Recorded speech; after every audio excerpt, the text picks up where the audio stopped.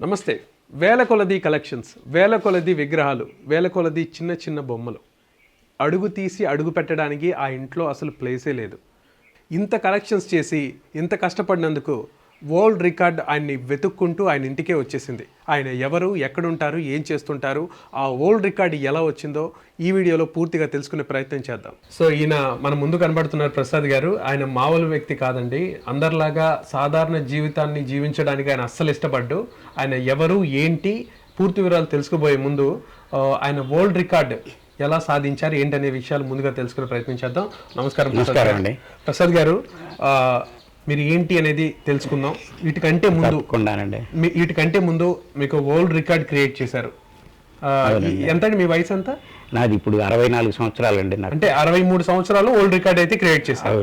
64 సంవత్సరంలోనే 64 సంవత్సరాల్లో world record create చేశారు.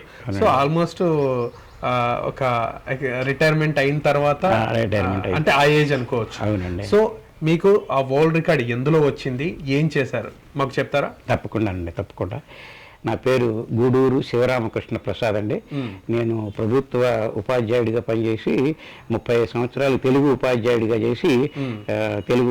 పనిచేసిన తర్వాత దాంతో పాటుగా నాకు మొదటి నుంచి కూడా ఈ కళాభిరుచి దేని చూసినా ఒక క్రియేటివిటీ గా ఉండాలి, ఒక అందరికంటే డిఫర్గా ఉండాలి, విలక్షణంగా ఉండాలి అనేటటువంటి కోరిక నాలో ఎప్పుడు ఉండేది.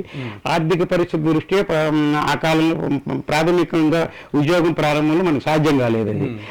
తర్వాత కొంచెంగా పిల్లల బాధ్యతలు అన్నీ అయిపోయిన తర్వాత కొంచెం ఆర్థికంగా స్థిరపడి బాధ్యతల్ని తప్పుకున్న తర్వాత కొంచెం ఎక్కువైందండి. ఇది ఇప్పుడు కాదండి, ఇంచుమించు నేను 1985లో ఉపాధ్యాయుడిగా ప్రవేశించాను.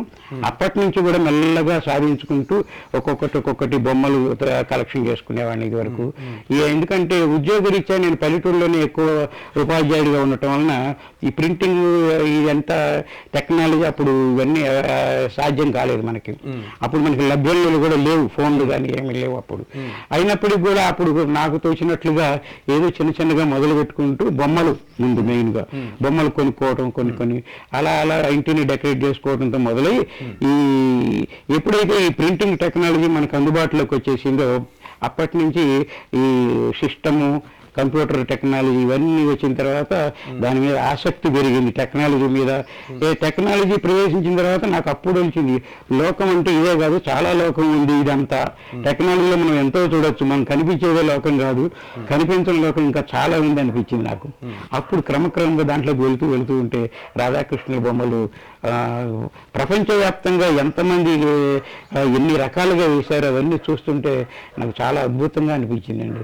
కేవలం వాళ్ళు నేను ఓన్లీ సేకరించడమే నా హాబీగా పెట్టుకుంటే వాళ్ళు వేయటంలో ఎంత కష్టపడి ఉంటారు అనేది కూడా నాకు చాలా అద్భుతంగా అనిపించింది.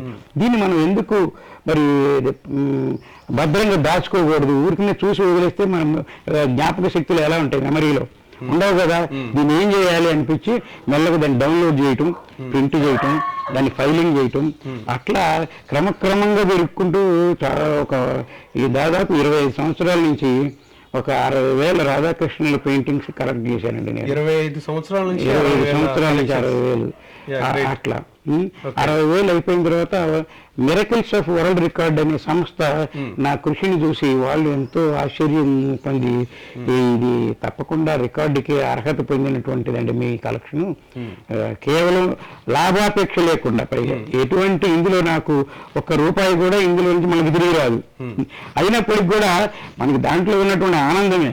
ఏనాడు మనకి అవార్డులు వస్తాయని కానీ రివార్డులు పొందుతామని కానీ మనకి ఏ ఆలోచన లేదు అసలు. మనకి ఇవన్నీ తెలియవు.